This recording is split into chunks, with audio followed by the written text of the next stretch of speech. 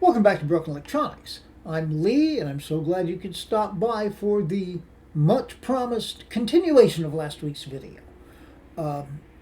As I commented in that video, I realized once I had finished shooting the entire thing that the product was going to end up being quite a bit too long. So rather than make you sit through 45 minutes, I broke it into two parts. So this then will be part two of that, where I do the benchmarks on the 2012 quad and then compare the two and give some thoughts considering those two very worthy machines. So if you're interested in seeing how all of that goes, please stay tuned. Okay, so we got to do this startup time.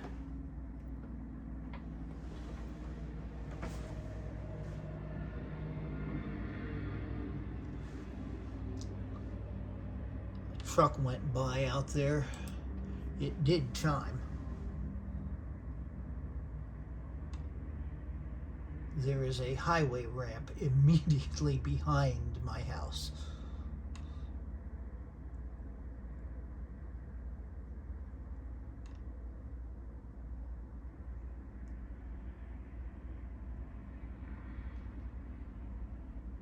Color me extremely surprised.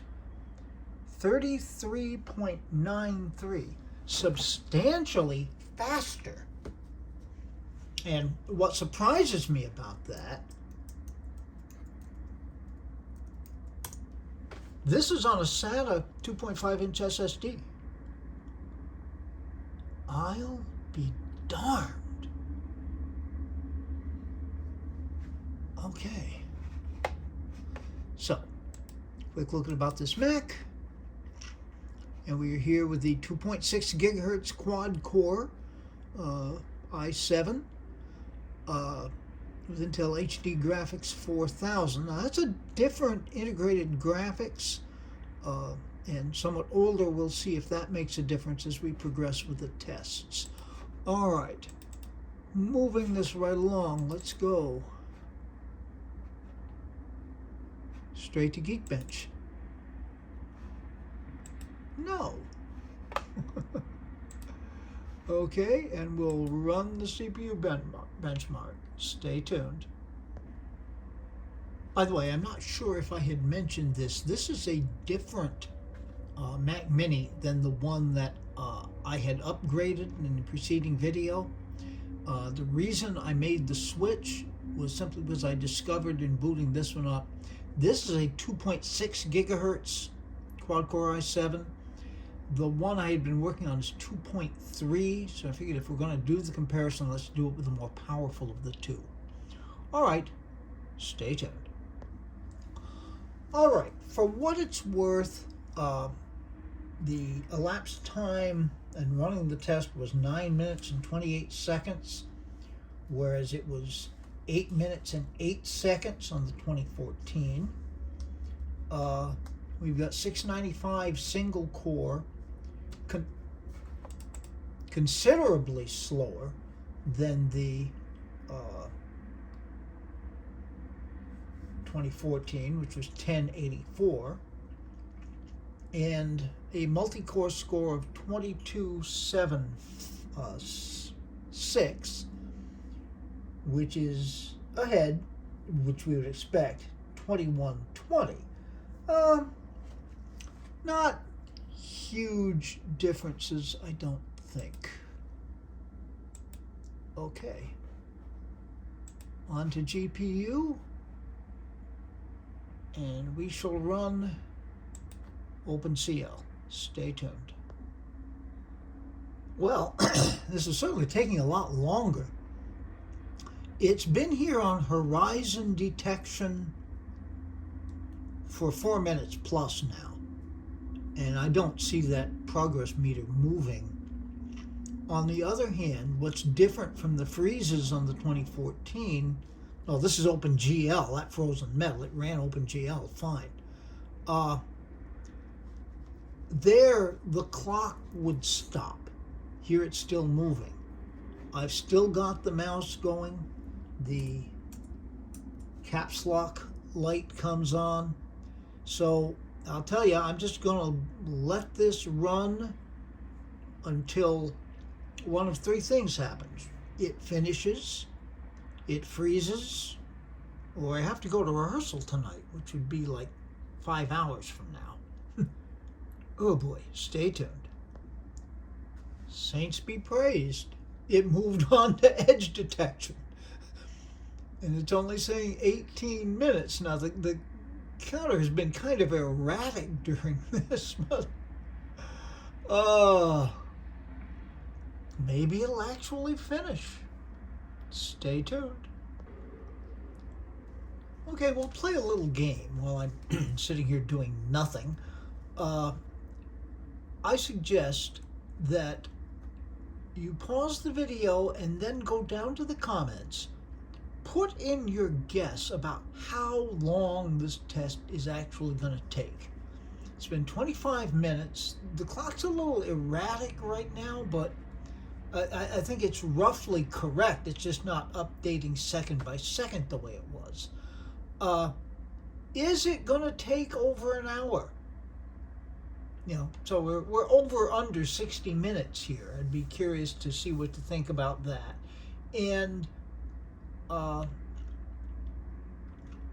will it finish at all? So, like I said, pause the video, go down to your comments, and put in your thoughts. Stay tuned. We hit the 30-minute mark. We have moved on to Gaussian blue. The progress meter is not quite halfway, so a 1 hour test is certainly in the realm of possibility. Stay tuned. And the final score. First of all, for those of you playing along in the comments, it ended up being about 48 minutes. So we did come in under an hour. That's something. And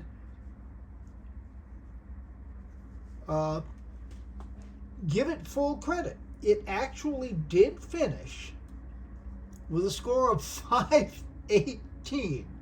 Now, honestly, I knew the integrated graphics on this machine were not going to be up to the 2014. I had no idea it was going to be like that. Okay. Anything else to look at here? Well, did well in particle physics. Feature matching was really bad. 518. Good gracious Lord. Okay. I've got to see what it does in the metal. Stay tuned. Well, it's been at it over twice as long as the 2014 was, and it hasn't actually frozen yet. I've still got cursor going on. Caps lock key is still lighting up. Of course, then again, it may just be that rather than freezing up at a little under 4 minutes, it's going to freeze up at 20 minutes, half an hour. Who knows? You know, I'm one of, I think, many people who dearly misses the great Draga 1 and his videos. I can remember him commenting in one or two of them about how most of the time that he spends in making a video is spent just sitting there waiting for things to happen. And that very much describes my life. Stay tuned. See, what I'm worried about here is that the 2012 is going to freeze exactly as the 2014 did. It's just going to take 12 times as long to do it. Oh well, stay tuned. Okay, it's frozen. It did it a little bit differently than the 2014 did, in that the screen has gone black. Hopefully when I restart the machine, it will no longer be black. It winked off, went black a couple of times during the OpenCL test, but it would come back on. But anyhow, my sureness that it is in fact frozen has to do with the fact that the caps lock light does not come on.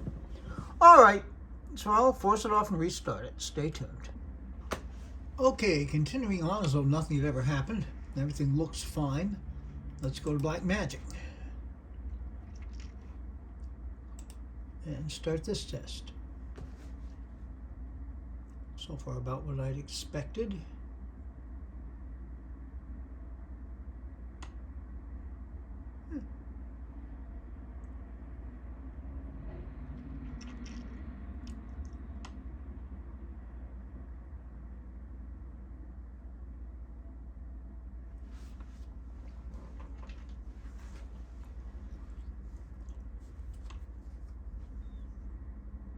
Stay tuned.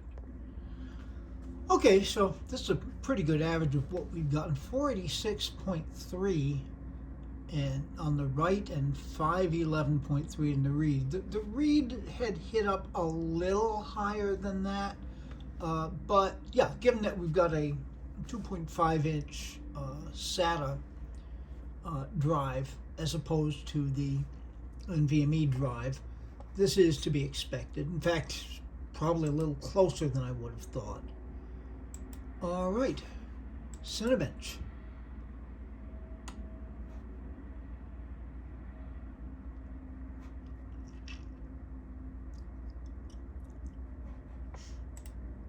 Whoops. Yeah, you don't need to see me start it anyway. Stay tuned. Okay, the single core test is done. There is our fully rendered picture and the reveal of the results. Huh. Interesting.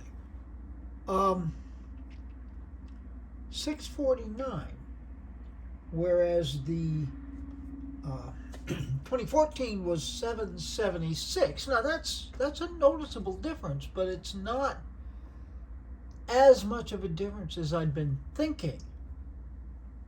Okay, it's going to be, we can see down here that the machine has fallen down a little bit further here in terms of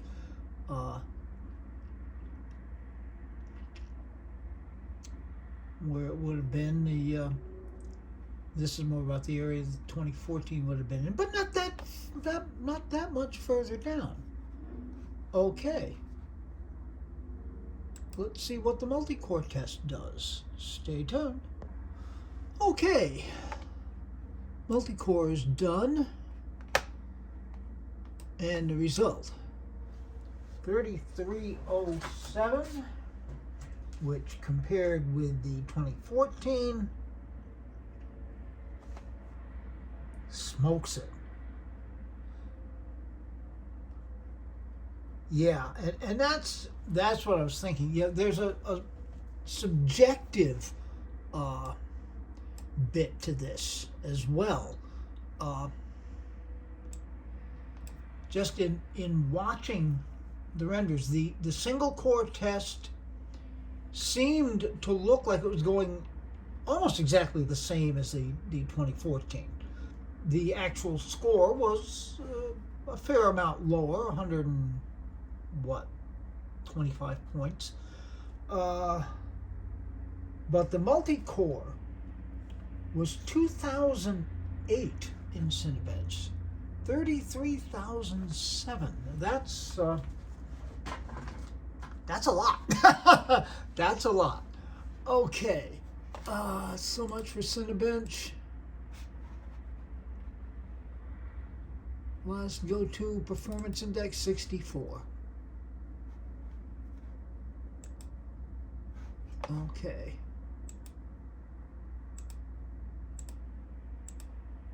Select all the tests. I'm going to have to play around with this program some, see what happens. Okay, we'll be back when all of the tests are completed.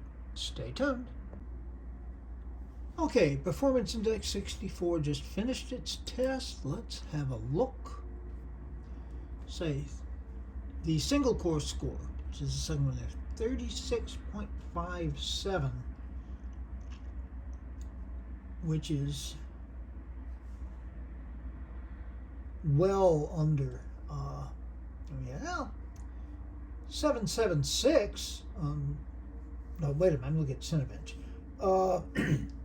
Yeah, 16. It's about 33 to 34 gigaflops less than the multi-core 12386 as opposed to 12780. Now that's an interesting result in that the dual core beats out the quad core ever so slightly, not enough that you'd really notice. Okay, GPU. The 2014 got 718 objects at 60 frames per second. This machine didn't get anywhere at 60 frames per second.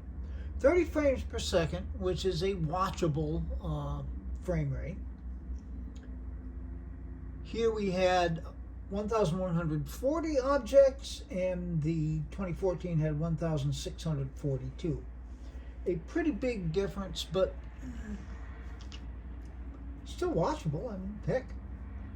Okay, disk speed. And again, it's interesting for me to see that the disk speed, I'm leaving off the RAM. The RAM's identical. It's exactly the same RAM, 1600 megahertz DDR3.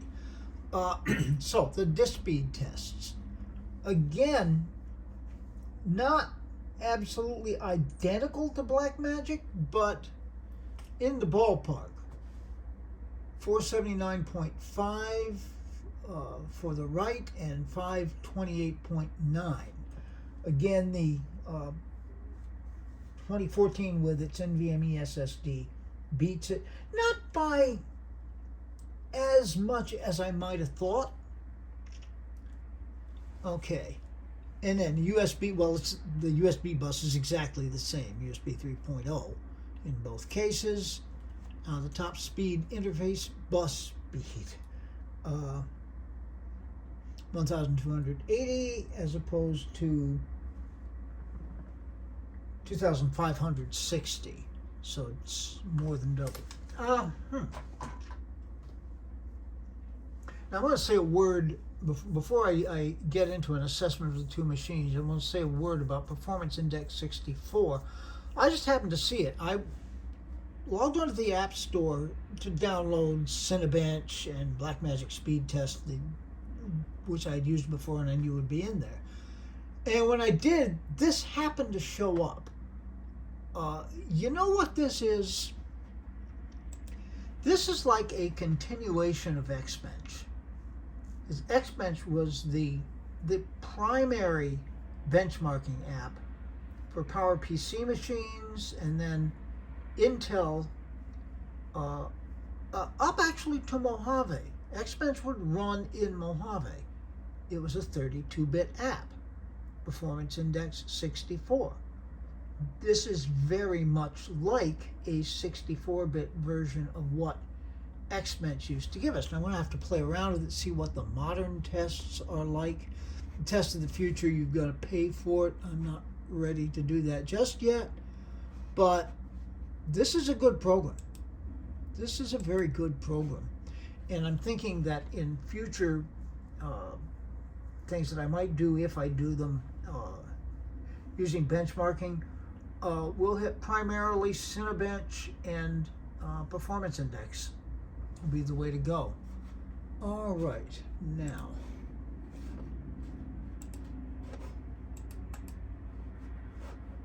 I had, come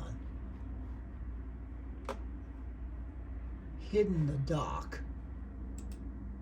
I never hide the dock. I don't like to have the dock hidden, but in running Cinebench, that extra screen real estate with this bizarro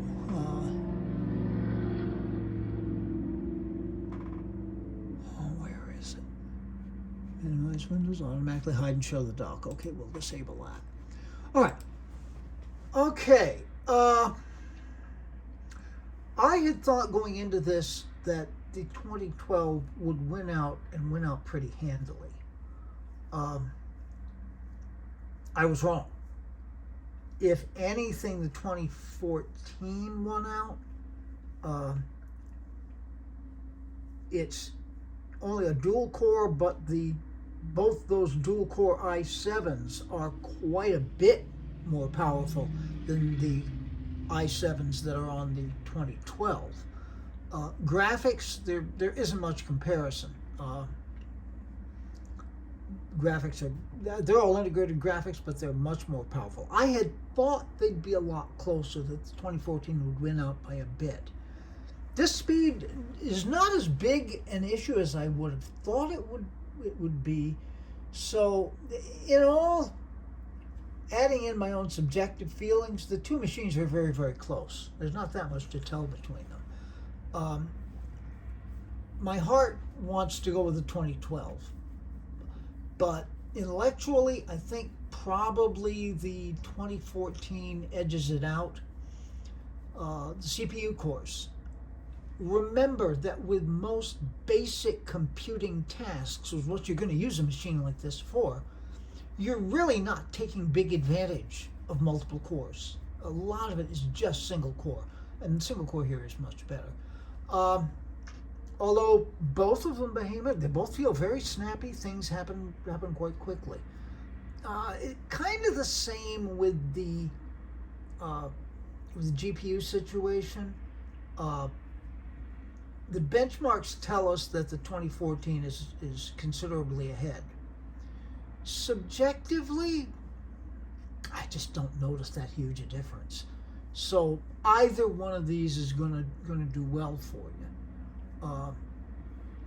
Now, what's going to become of these machines? My plan is that they will become connected to television sets in the house and function as part of the entertainment system. I've already done that with my 2018 Mac Mini downstairs on my 65-inch TV, which is pretty cool. Put one of these in the guest room, one in the master bedroom, and we're pretty well good to go for a long time yet. All right, so that's that plan. Be good to other people. They need it and deserve it. Be good to yourselves. Any good we do for our world has to start with being good to ourselves. We will make the world a better place. It is not yet, so please take very, very good and careful care. Okay, so what's up next? I am still working on completing the collection of Mac Minis up through and including the 2018 Intel. So I think very soon after this, we're going to be seeing some videos about those various pieces as they come in, and then an overview of all of those Mac Minis, and here's a bunch of them. And then maybe we'll have a couple of videos where we dig into more detail, the acrylic original Mac Minis, the unibody Mac Minis, have to divide those in there. But there's going to be several in with that, as well as some Mac Pro things coming up, certainly, some Power Mac things coming up, and just quite a bit of stuff. Until those things are available on the channel, this has been Broken Electronics.